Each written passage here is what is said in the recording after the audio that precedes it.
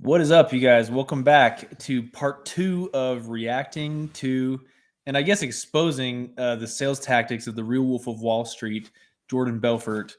I'm going to be going over from this live sales example of him actually pitching someone, actually selling someone. I'm going to dissect it deeply enough to where you can actually see the real tactics that he's using. So kind of like expose those in a way where you're like, you'll walk away from this like actually knowing what the Wolf of Wall Street is doing to be charismatic, persuasive, and actually what he was applying like really early on with Stratton Oakmont from the Wolf of Wall Street, the movie, and all that crazy story, right? The reason why I love this stuff is because Jordan's sales tactics, his training is so incredibly sound from the sales psychology perspective, so persuasion and influence. When you really understand what he's doing with his voice, the message that his voice is communicating at different aspects of the sale, the language patterns, the dialogue that he's using to actually like logically and emotionally convince people, it's very fascinating, really telling, and it's super insightful. You can apply it to stuff that's really actually valuable. So without further ado, let's jump right into it. If you remember on part 1, so the previous little episode that I did, we ended with his first close in this interaction. Just to give you some background here, and I'm going to pull up my screen. In this sales call, Jordan Belfort, the real Wolf of Wall Street, he's doing a sale for a study where in this study, the group is basically trying to see who the best salesmen in the world are. So they pay a bunch of salesmen to be a part of this study, high-level salesmen, and typically people who are selling high-ticket items, or they're raising money, or they're part of investment banking, and trying to get new clients, like this situation here. And this study is supposed to dissect the psychology of the best salesman in the world, right? So they go in with this guy, and he's a dairy farmer, and he's supposed to be trying to like shop around his business to these different investment banks that are going to take on this person's business, their capital, and do hedging strategies for them and help them grow their business from the financial aspect, like an investment bank, or excuse me, like a bank would, where they're really like using their capital and growing it and trying to get them a return. This company, right? This organic dairy company from Australia. So the number one rule that this group had for the guy that's being sold to, the customer, they said, under no circumstances can you say yes. Okay, that's the only rule, is you cannot say yes. Where we left off last time was getting to the point where Jordan does his first close. Okay, so we're actually going to start right there. And how about the brothers, the guys that those are the two? Yeah. So, we're not going to go through like the entire recap here. Basically, we'll just start with like, what's the first close that he does? So the very first close, give me one shot. Basically, what Jordan's going to say is like, he goes through his logical case and he's going to say, all I'm asking, all right, give me one shot. Let's start small. And if I'm even half as good as what I say, you're going to be moving all your business over to me. And what we talked about here, I'm just going to show let me work. Give me 30 days. Is he does what he has coined as like the tri-tonal close. So tri obviously meaning 3, and then tonal, it's how many, the tonalities or the paraverbals, the way his voice sounds for these 3 different tones in order to get the message across of like, I'm confident, so certainty. I'm also sincere, so I'm really relatable. And then at the very end, when he asks for the sale, he asks for it in what he calls the reasonable man tonality, which is like, it goes up at the end. So it's like really easy to like say yes to, right? It's really friendly, really lighthearted. It's really brilliant because as Jordan is closing this guy, he's moving him along the level of certainty, the line of certainty, to become more certain in putting his money with him. And it's like, it's just fascinating to watch like how he does this. So let's just watch this close really fast. And then from there, we'll go on to the next thing, because what's cool is like Jordan closes this guy and then he obviously gives an objection. It's fascinating to watch what Jordan does after this guy gives the objection. So here's the real Wolf of Wall Street in his first close in this Jordan Belfort selling live. Days, I'll do my trade small. Start small. Don't stop what you're doing. Put a small amount of your trades through me, and then analyze in 30 days the percentage gain. Mm-hmm. And if I'm even half as good as I say, I believe you'll be moving all your business over to me after that. That sound fair enough? Well, I mean, I'm not particularly worried about where we're at in that space. I mean, what particularly would you want to be doing? Mm-hmm. Let me work. Give me 30 days. Watch it one more time. Check this out. Start small. Don't stop what you're doing. put a small amount of your trades through me, and then analyze in 30 days the percentage gain. And if I'm even half as good as I say I am, believe me, you'll be moving all your business over to me after that. That sound fair enough? Well, I mean, I'm not particularly worried about where we're at in that space. I mean, what? So the cool part about this and what Jordan teaches is like when you close the first time, you really are just waiting and gauging to see how they respond. So he's going to do what's called pace lead here next, where he matches his tone of voice and then he leads them to another level of certainty by raising that tone of voice to a higher level of certainty himself, therefore bringing the customer along that journey with him. So what you'll see here is like this, he gives them the close, right? So he asked for the order, asked for the sale the first time. And Jordan's not expecting this guy to say yes. He knows he's going to say no. But that close is just to establish like, hey, this is why we're here. I am going to ask for your business. So he asked for it. All I'm asking, give me one shot.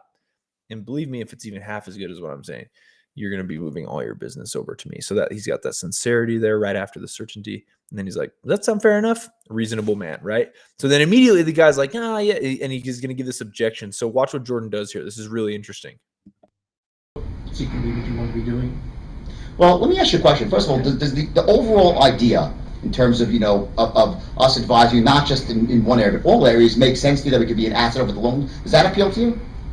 Well, I guess it certainly does. It just depends on, what it's going to cost us. Right. No, exactly. And of course, cost always in the end comes down to it, but it's not just so much cost, it's also the value you get for the cost, right? Yeah. But one thing we pride ourselves on, okay, just is okay, this is absolutely brilliant. After he closes, the guy asks him a question, right? He's like, it's like this clarifying, almost even buying question. And so what is the first thing that Jordan does though? He doesn't address the objection head on. So he really brilliantly deflects the objection and says, and he does this thing. So in Jordan's training, he calls this does that make sense? Do you like the idea? So like basically he's saying, okay, does everything I've said make sense so far? I mean, do you at least like the idea of potentially doing this down the road? Or like, do you like the idea of what, but he's asking, how do you feel about what I've said so far? So like, and this is really interesting because most salesmen, when you get an objection that first time after you close after your initial close, you get an objection.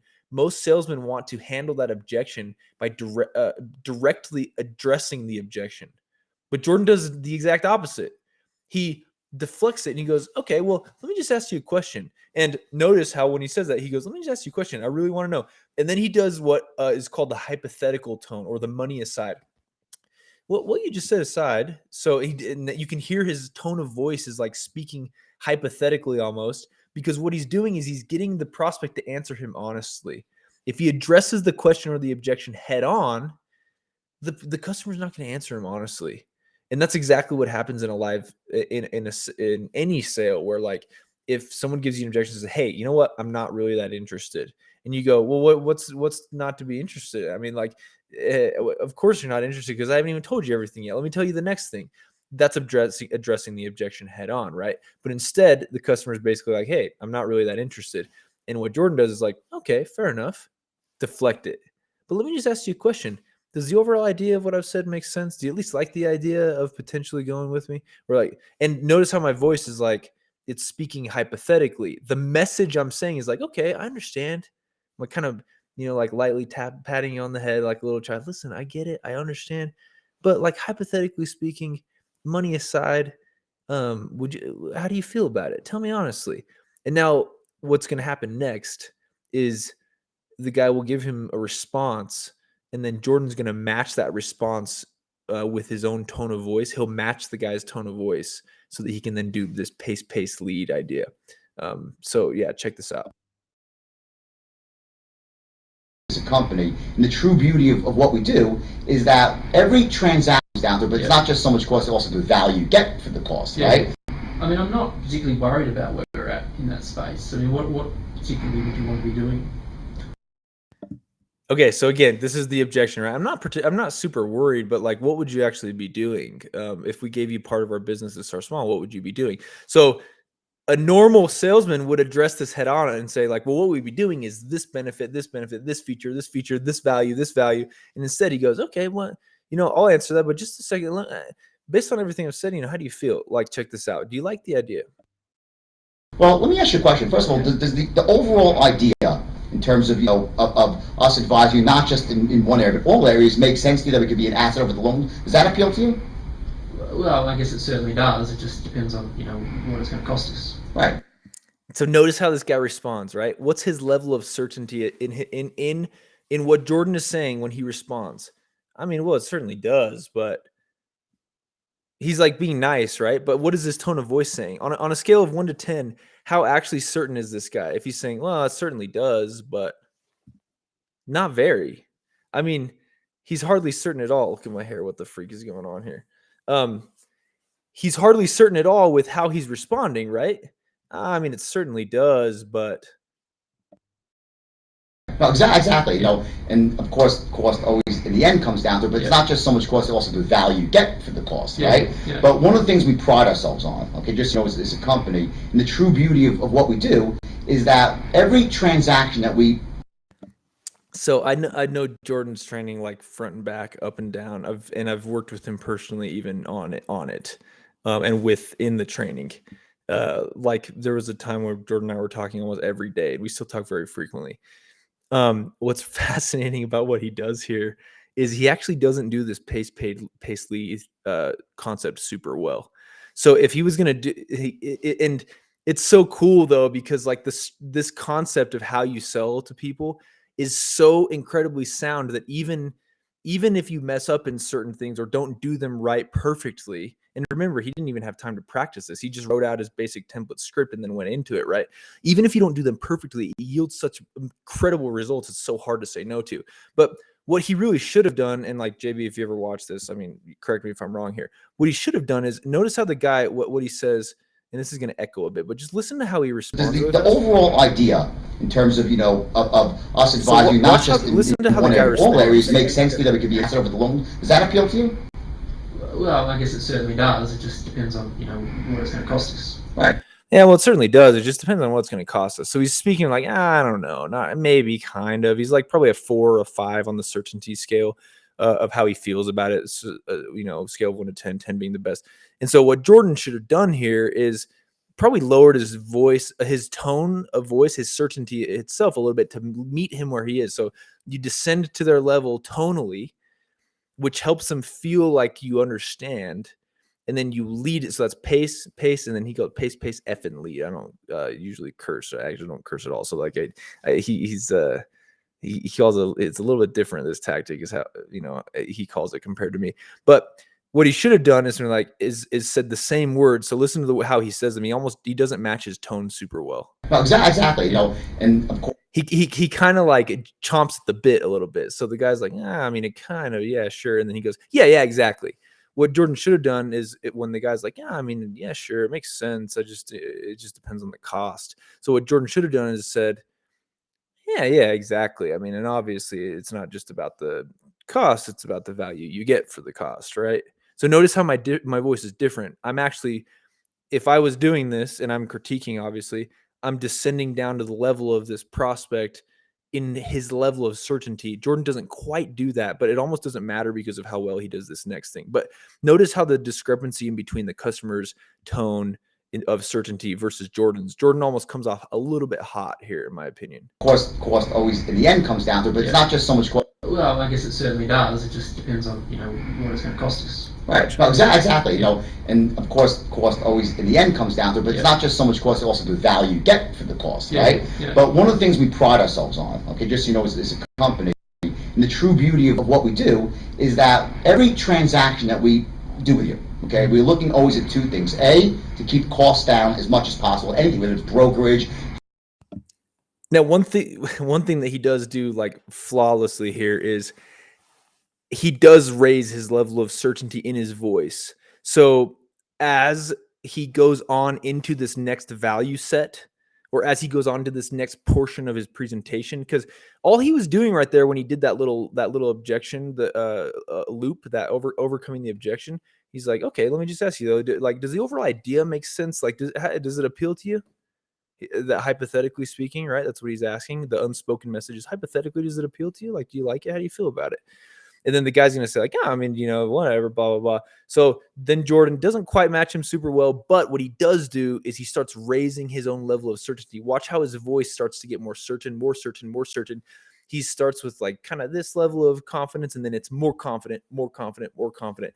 The idea is that you're bringing the customer along that journey with you tonally, and in their mind, like psychologically, they can't even keep up with what's going on because it becomes so incredibly compelling as the presentation goes on, right? He's not just trying to get him to say yes right away. He's trying to get him just agree that it makes sense, even if you don't quite think it does, because so far what I've said makes sense. And then, does that make sense? You see what I'm saying? Agree that like it's understood. Agree that this is valuable. Agree that you could start doing this small and it might make sense. And then at the end, he'll ask for the sale. But that idea of pace lead is really interesting. Just listen to how his voice becomes more and more certain, and he becomes more and more animated in the way his body language portrays that certainty as well.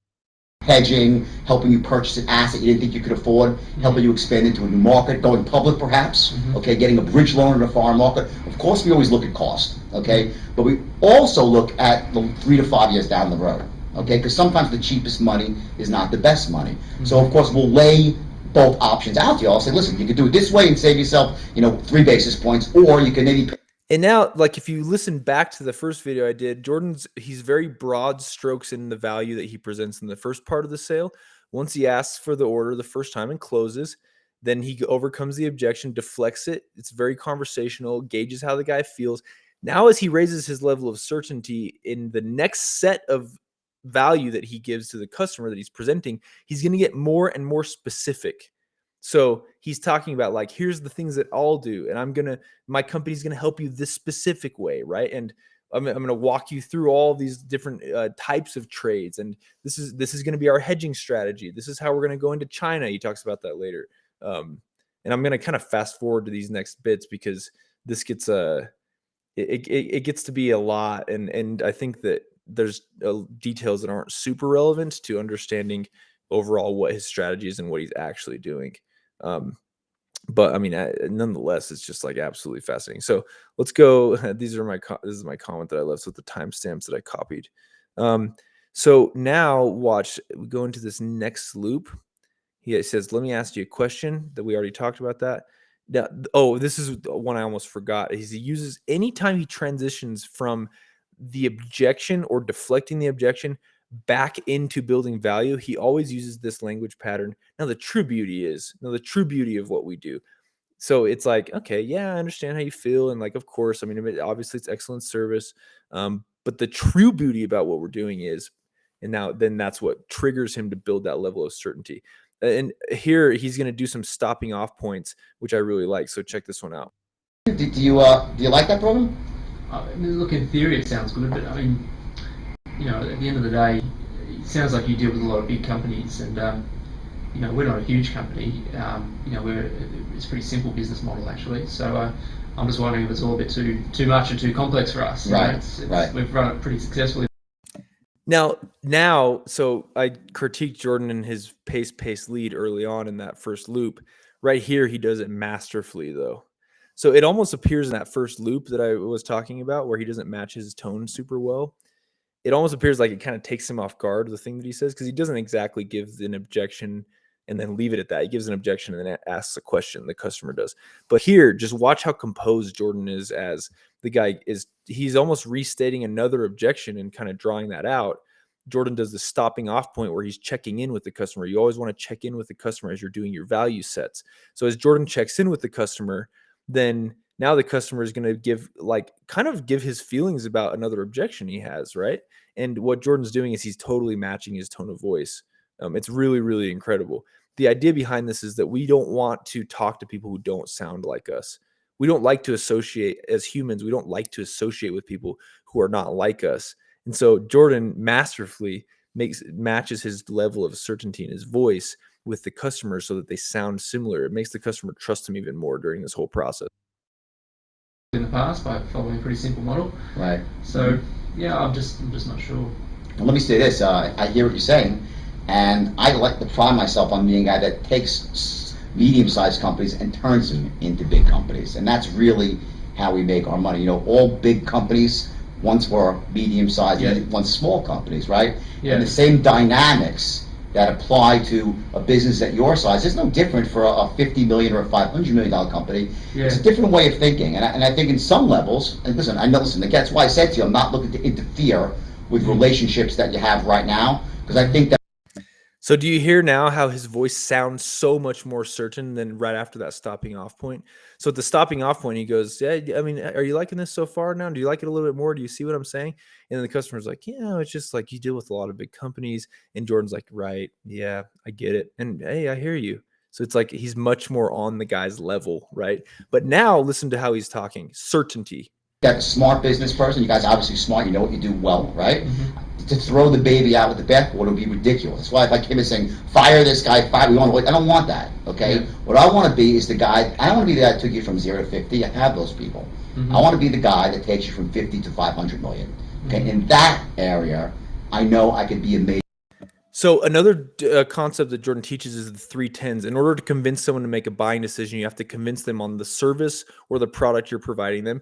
And then the next one is you have to convince them logically and emotionally that they can trust you as the salesman to deliver on your promises. And that the third is that the company will follow through. So it's product or service, salesman, then company. What he's doing right here is he's starting to build certainty in himself as the broker, the person that is brokering the relationship between the client and the services they'll provide from the company, right? And so he's really masterfully like building through this script. And again, it's somewhat of an ad-lib script, even though he's dialogued it or written it down, the bullet points before they started, even though he's strategically prepared, unlike any of the other salesmen in the study. But the value set that he's going through right here as he's delivering more features and benefits, I guess you could say, it's about him as the salesman. It's about him as the broker.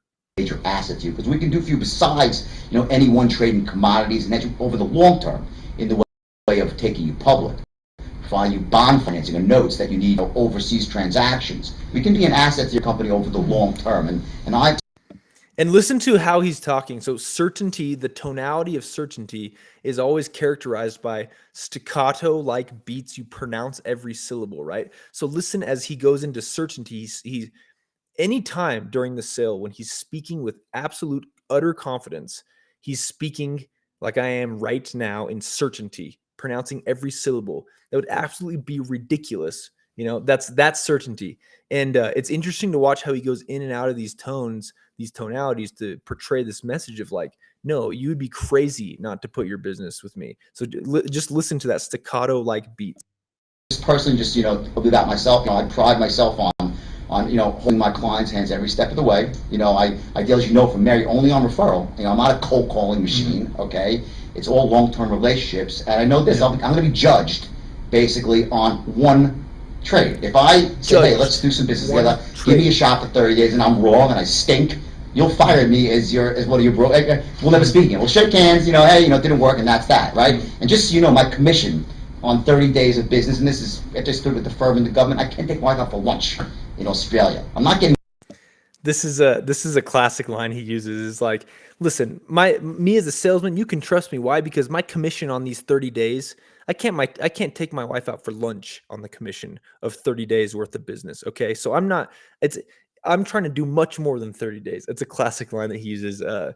I've done some script writing with Jordan, and that's this is some version of that always ends up showing up. I love the language patterns. It's kind of cool. Rich, okay, but I know this. If you see what I could do for you in 1 month. And now he's transitioning into this close, and he's doing some version of the Forrest Gump pattern here. It's a little jumbled and convoluted. In fact, if you know the straight line like really in a detailed way, you'll realize that he kind of does a couple things out of order here. And it's not super important. I am just going to focus on what I really love about this for the rest of it. But this close right here is just, it's amazing. He's going to go into this close, and the way he's doing it is he's leading on with certainty. Small, you're not going to get rich or poor, but the percentage gain. Okay, you'll see you have a broker that was going to work for you, harder for you, more diligently than anyone ever has. And all I ask is that then, down the road, when I really kind of get into your business and see the bigger opportunities, you give me a shot bigger and better down the road. That's not fair enough? What do you think is possible within 30 days? I mean, how much? This is so good. So again, he does another tri-tonal close. Give me a shot. There's going to be nobody that's going to work harder for you as a broker. And all I'm asking, we try for 30 days, and believe me, and as soon as you see what's going to happen, we're going to work, do bigger and better things down the road. So he goes, that certainty, give me a shot. And then believe me, once you see this, we're going to do bigger business down there. That's sincerity. And at the end, what do you say, man? Will you try me out? Does that sound fair enough? Before he gets into this, he does kind of like a best case, worst case scenario loop, which is really interesting, where he's basically pointing out like, what's the worst that could happen? I'm not getting this. If things go south, it's not going to make you poor, right? We'll part ways, no harm, no foul. So he's lowering the action threshold of this customer by saying, like, what the action threshold meaning. And there's just so much to explain here. It's so much good stuff. Someone's action threshold is the level at which they will take action based off of the pleasure versus pain relationship, and how the thing that you're offering them solves that problem or tips the scale so that they take action, energy and benefits out. In this scenario, what he's doing to lower the action threshold is he's playing the movie in the customer's mind. He's future pacing him by saying, what's the worst that could happen? This isn't going to make you poor if things go south. And you know what? Is it going to change your life either? It's not going to make you rich either. But what it will do is it's going to set a benchmark for that when I can get really into your business and see how things are run. And then I go and I'll do bigger and better things down the road. And you're going to be really impressed. Does that sound fair? That's kind of the idea of that language pattern, that loop. I'm going to jump to, let's see. Yeah, benchmark for future business. That's like so brilliant. Let's just play that one more time. So all that's for this. Shot. Okay, let me just run 30 days, hedging your money, show you how you can kind of navigate through the currency markets here in a more effective, elegant way, and believe you'll be very, very impressed. Yeah, look, I mean, it sounds promising. Okay, so I jumped to the next close. Notice how on this close he actually doesn't use the reasonable man tonality at the end. He just ends it on certainty. He's almost just like baiting the customer to see if the customer is going to give another objection. It's really fascinating, actually. Man, there's just so much good stuff to go in here. What I want to do this next time, okay, I'm going to do one more episode of this because there's just so much to dive into here. We're going to leave off on this close. The customer is going to give one more objection. And then Jordan has the most brilliant language pattern in how he closes this guy and gets him to say yes, even though in spite of everything he was told, you cannot say yes. That's what the group that was doing the psychological study on salesmen for their business psychology, it was like a magazine or a group that was like set out to just study salesmen and business and the traits that make them who they are psychologically speaking. They just told this guy he couldn't say yes, and Jordan, what he does next is so good that like the guy, he has to. It's really brilliant. So that's what we're gonna do on the next one, guys. Thanks for watching this. I hope you liked it. Again, there's just so much to like really cover here, and I've worked personally with Jordan. I know like his tactics in and out. It's very fascinating to watch. I apply this stuff in the things that I teach my own salesmen, and I've seen massive results from it. That incorporated with my own, the knowledge base that I've had of other people and I've specialized in my specific field for a long time. So I'm excited to show you guys what he does on this last loop, this last language pattern on our next video. But if you guys like this, subscribe, comment on the things that you like or the things that I can do better on. Love the feedback, and I'll see you guys in the next one. Thanks.